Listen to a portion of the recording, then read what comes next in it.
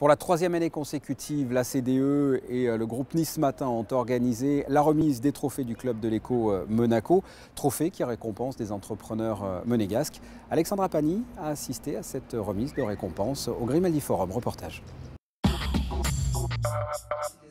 6 entrepreneurs de la Principauté ont été récompensés jeudi soir, salle Camille Blanc du Grimaldi Forum.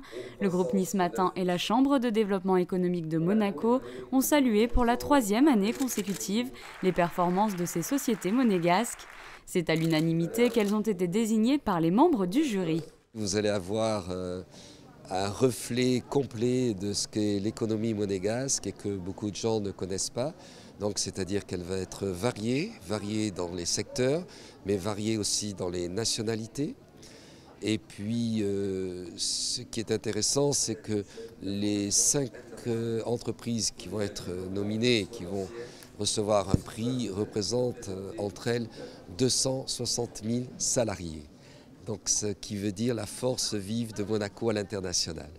Les lauréats de cette année étaient issus d'horizons variés. La Principauté accueille sur ses 2 km² plus de 4200 entreprises, très souvent tournées à l'international, à l'image d'Alliance Boots, leader dans les domaines de la santé et de la beauté, ou encore de Silversea, spécialisé dans les croisières de luxe. Maintenant, nous sommes en train de faire le programme pour 2017. Alors, le programme pour 2017, c'est de regarder Monaco comme une destination en croissance. Nous sommes en train de fusionner notre société Alliance Boots avec Walgreens, de devenir la première société dans notre secteur au niveau mondial, avec 360 000 employés et la présence dans 25 pays et avec 120 billions de dollars de chiffre d'affaires. Le trophée du Made in Monaco a été attribué cette année à la société Banana Moon qui célébrait ses 30 ans.